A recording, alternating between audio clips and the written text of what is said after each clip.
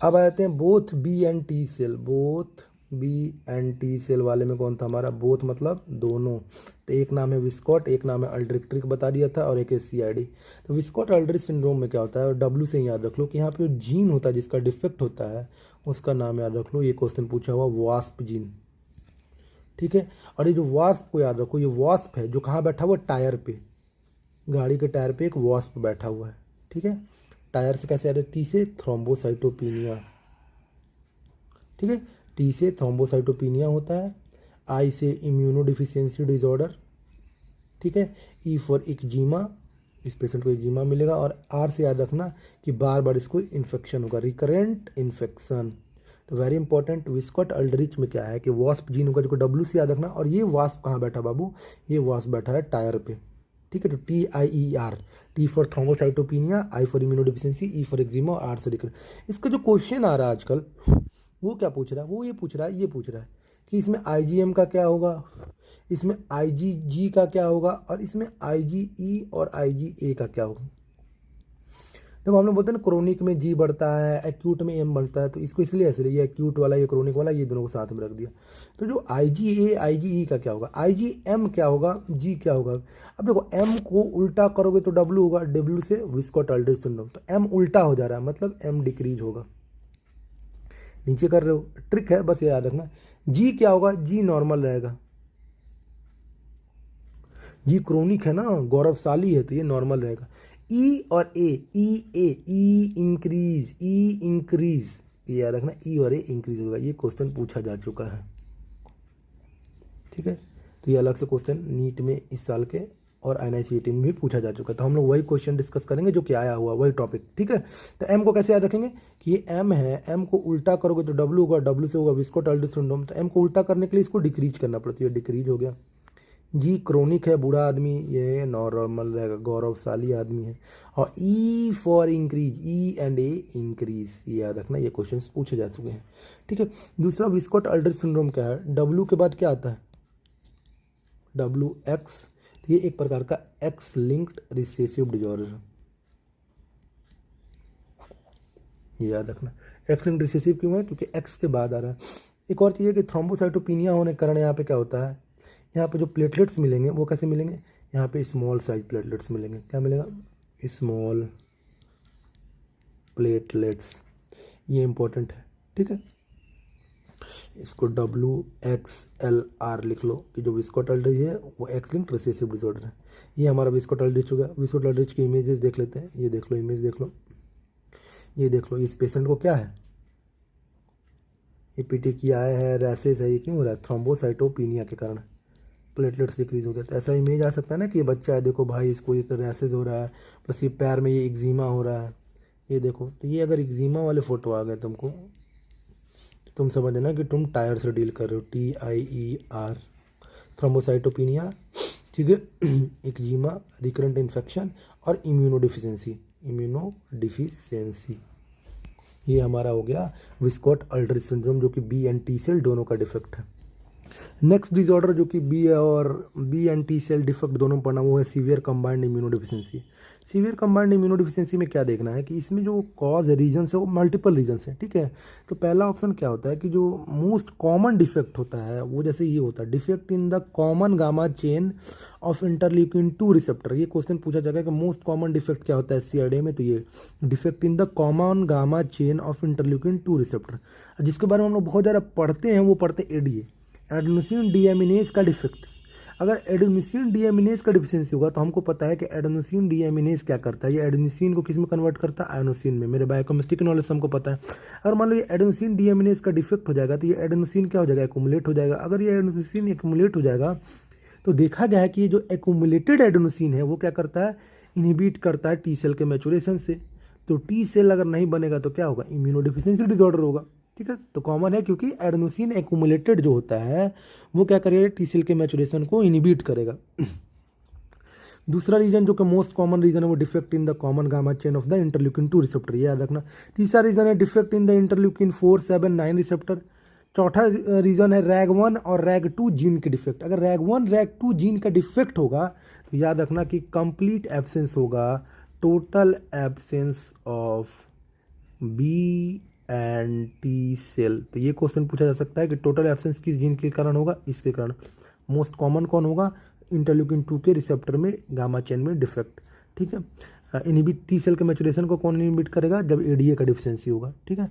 और लास्ट क्या याद रखना हमको, डिफिशियंसी ऑफ पीएनपी। पीएनपी क्या है, प्यूरिन न्यूक्लियोसाइड फॉस्फोराइलेज का डिफिशियंसी से भी तुम्हारा टी सेल के मैचुरेशन में डिफेक्ट होता है। तो ये हमारा हो गया SCI, साइटोसिस रिलेटेड डिफेक्ट। तो सबसे पहला जो इसमें डिसऑर्डर है वो है तुम्हारा क्रोनिक ग्रैनुलोमेटस डिसऑर्डर। होता क्या है कि बॉडी में फ्री रेडिकल ऑक्सीडेशन करने के लिए हमारे पास NADPH ऑक्सीडेज टाइप का एंजाइम है, जो कि क्या बनाता है, फ्री रेडिकल ऑक्सीडेशन।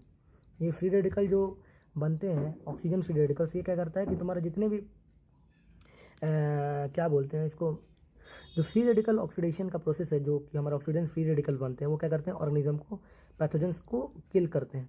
तो अगर मान लो NADPH ऑक्सीडेज का डिफेक्ट होगा तो क्या होगा, डिफेक्ट हो गया इसका, तो क्या होगा, ऑक्सीजन फ्री रेडिकल नहीं बनेगा। तो फ्री रेडिकल ऑक्सीडेशन नहीं होगा तो क्या होगा कि जो कैटलेज पॉजिटिव ऑर्गेनिज्म है, जो कि ऑक्सीजन के प्रेजेंस में रह सकते हैं, उनका इन्फेक्शन बढ़ जाएगा बॉडी में। एग्जाम्पल के तौर पे तुम्हारे स्टेफ ऑरियस, ठीक है, और कोलीफॉर्म्स, ठीक है। तो ये क्वेश्चन पूछा जा चुका है कि कैटलेज NADPH और जो क्रोनिक ग्रैनुलोमेटस डिसऑर्डर जिसमें NADPH ऑक्सीडेज का डिफेक्ट हो जाता है, उसमें कौन से ऑर्गेनिज्म का इन्फेक्शन बढ़ जाता है, तो स्टेफ ऑरियस, ठीक है, कॉलीफॉर्म का। क्यों, क्योंकि फ्री रेडिकल ऑक्सीडेशन नहीं हो रहा है। अब इंपॉर्टेंट टेस्ट क्या है कि हम लोग एक टेस्ट करते हैं, इसको बोलते हैं नाइट्रो ब्लू टेट्राजोलियम टेस्ट। ये बहुत बार पूछा चुका है। जो नाइट्रो ब्लू टेट्राजोलियम टेस्ट क्या है, ये बताता है कि आपके बॉडी में NADPH ऑक्सीडेज है कि नहीं। तो अगर ये टेस्ट पॉजिटिव हो रहा है तो इसका मतलब आपके बॉडी में NADPH ऑक्सीडेज वर्किंग है। अगर ये नेगेटिव है, इसका मतलब कि NADPH ऑक्सीडेज काम नहीं कर रहा है, आपके बॉडी में डिसऑर्डर है। डिसऑर्डर कौन सा, क्रोनिक ग्रैनुलोमेटस डिसऑर्डर। ये इंपॉर्टेंट है।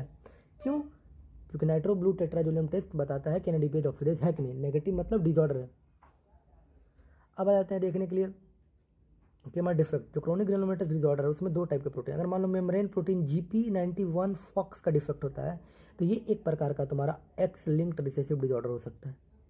अगर साइटोप्लाज्मिक प्रोटीन P47 P67 का डिफेक्ट है तो ये ऑटोजोमल रिसेसिव होगा,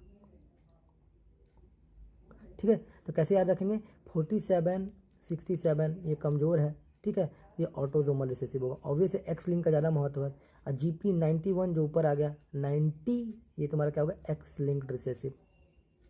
रिसेसिव दोनों है, लेकिन जो एक्स के साथ कौन होगा वो 91 होगा, ठीक है। ये हो गया तुम्हारा क्रोनिक ग्रैनुलोमेटस डिसऑर्डर। तो चिड़िया खिगासी में क्या होता है कि जैसे हम जब भी कोई पैथोजन होता है, तो पैथोजन होने के लिए जब भी हमारा मैक्रोफेज बाहर आता है, ये मैक्रोफेज इस पैथोजन से फ्यूज़ करता है। फ्यूज़न के लिए जो प्रोटीन होता है वो होता है लिस्ट प्रोटीन। कौन सा प्रोटीन होता है, लिस्ट प्रोटीन। इस लिस्ट प्रोटीन का काम क्या है, फैगोसाइट्स को विद द, जो ये इन्गल्फ करे, ये लाइजोसोम से फ्यूज़न करता है, सॉरी, लाइजोसोम से जो ये तुम्हारा फैगोसाइट है वो फ्यूज़ करता है ताकि जो पैथोजन है वो किल हो जाए। और यहाँ पे जो प्रोटीन होता है उसको हम लोग बोलते हैं लिस्ट प्रोटीन। अगर लिस्ट प्रोटीन का डिफेक्ट हो जाए तो फैगोसाइट लाइजोसोम से फ्यूज़ नहीं कर पाएगा, तो इसी कारण क्या होगा, जो पैथोजन का किलिंग नहीं हो पाएगा तो इन्फेक्शन होगा। दूसरा क्या होगा कि इसके कारण देखा गया है कि फैगोलाइजोसोमल ये जो लिस्ट प्रोटीन है ये मेलानोसाइट के फॉर्मेशन में भी हेल्प करता है। तो इसके कारण क्या होगा, मेलानोसाइट डिक्रीज हो जाएगा। अगर मेलानोसाइट डिक्रीज हो जाएगा तो इसके कारण क्या होगा, एल्बिनिज्म, ठीक है। तो इसमें हमारी ट्रिक क्या है, जो हम चिड़िया खिगासी के लिए पढ़ते हैं, तो चिड़िया खिगासी के लिए हम लोग याद रखते हैं पी फॉर याद रखना कि पार्शियल एल्बिनिज्म, कंप्लीट एल्बिनिज्म नहीं होता है। क्यों, क्योंकि मेलानोसाइट नहीं बनवा है। प्लस नर्व दिक्कत होता है तो पेरिफेरल न्यूरोपैथी, ये भी क्वेश्चन है लिस्ट प्रोटीन के लिए। दूसरा इन्फेक्शन होगा, पायोजेनिक इन्फेक्शन क्यों होगा बहुत ज़्यादा, क्योंकि फैगोलाइजोसोमल फ्यूजन नहीं हो पा रहा है। दूसरा फोटो सेंसिटिविटी बहुत ज़्यादा होगा, ये क्वेश्चन बहुत है। क्यों, क्योंकि मेलानोसाइट्स अगर नहीं है तो मेलानिन पिगमेंट का काम क्या है कि लाइट से बचा के रखना, तो फोटो सेंसिटिविटी होगा। और दूसरा क्या होगा, सारे ब्लड सेल्स डिक्रीज हो जाएंगे, that is called the pancytopenia, ठीक है। तो इसको बोलते हैं तुम्हारा ये चिड़िया खिगासी सिंड्रोम। चिड़िया खिगासी सिंड्रोम में जो ये लिस्ट प्रोटीन है ये बनता कौन से जीन से, लिस्ट जीन से। और ये लिस्ट जीन को हम लोग क्या बोलते हैं, लिस्ट जीन को बोलते हैं हमारा लाइजोसोमल ट्रैफिक रेगुलेटरी जीन, ठीक है। क्या बोलते हैं, लाइजोसोमल ट्रैफिक रेगुलेटरी जीन, ठीक है। ये एक ऑटोसोमल रिसेसिव कंडीशन है तुम्हारा चिड़िया-खिगासी सिंड्रोम। और इसमें इंपॉर्टेंट क्या है कि यहाँ पे तुमको ह्यूज ग्रैन्यूल्स मिलेंगे। ह्यूज मतलब चिड़िया-खिगासी ह्यूज, ठीक है। तो जायंट ग्रैन्यूल मिलेगा, ठीक है। तो इसके दो इमेजेस है जो कि देख, तो ये चिड़िया-खिगासी में देख लो कि ये देखो पार्शियल एल्बिनिज्म का पेशेंट, ठीक है। न्यूरोलॉजिकल सिम्टम्स मिलेगा, ठीक है। और इसका ट्रीटमेंट क्या है, bone marrow transplantation is the only treatment, ठीक है। These are the giant granules जो कि तुम्हारे यहाँ पे मिलेंगे। होता क्या है कि जितने भी तुम्हारे पेरिफेरल ब्लड सेल्स के सेल्स है, जैसे इस्नोफिल हो गया, लिम्फोसाइट, न्यूट्रोफिल, मोनोसाइट हो गया, तो यहाँ पे आपको दिख रहा है कि यहाँ पे देखिए जैसे कि ये इस्नोफिल्स है, ठीक है। इस्नोफिल्स के अंदर जो ग्रैन्यूल्स है वो बहुत बड़े बड़े हैं, और ये मेन पैथोलॉजी है चिड़िया-खिगासी सिंड्रोम में। यहाँ पे भी देखो ये तुम्हारा ग्रैन्यूल्स है वो बड़ा, ये लिम्फोसाइट है, ठीक है। ये तुमको दिख रहा होगा, ये न्यूट्रोफिल है, मल्टीपल लोब, यहाँ भी ग्रैन्यूल्स बड़े बड़े हैं। ये ग्रैन्यूल्स ही मेन पैथोलॉजी हैं। तुम्हारे जो जायंट ग्रैन्यूल्स मिल रहा है, जिसको एजुरोफिलिक ग्रैन्यूल्स भी बोलते हैं, यही मेन पैथोलॉजिक है। यहाँ पे आप देख सकते हैं ये मोनोसाइट है, इसमें भी ग्रैन्यूल्स बड़े बड़े मिल रहे हैं, ठीक है। तो ये इमेज बेस्ड क्वेश्चन आया हुआ है। तो ये चिड़िया-खिगासी सिंड्रोम में ये इंपॉर्टेंट चीज़ क्या देखना है कि देखो ये जब भी ये जायंट एजुरोफिलिक ग्रैन्यूल्स आ जा रहे हैं तो ये क्या करें, न्यूट्रोफिल को डिफेक्टिव बना दे रहे हैं। न्यूट्रोफिल का बैक्टीरियोसाइडल एक्टिविटी डिक्रीज हो जाएगा, प्लस कीमोटैक्सिस भी डिक्रीज हो जाएगा। क्यों? क्योंकि यहाँ पे एजुरोफिलिक ग्रैन्यूल्स है। अगर मान लो कि यहाँ पे ये डेंस ग्रैन्यूल्स बढ़ जा रहे हैं प्लेटलेट में, तो प्लेटलेट का एग्रीगेशन बढ़ा देते हैं। प्लस ये enlarge lytic granules natural killer cell और साइटोटॉक्सिक टी लिम्फोसाइट्स, इनकी भी एक्टिविटी को डिक्रीज कर रहा है, जिसके कारण ओवरऑल जो तुम्हारा साइटोटॉक्सिसिटी होता है वो क्या होता है, डिक्रीज हो जाता है। मेन पैथोजन क्या है हमारा, ग्रैन्यूल्स जो इनलार्ज हो जा रहे हैं।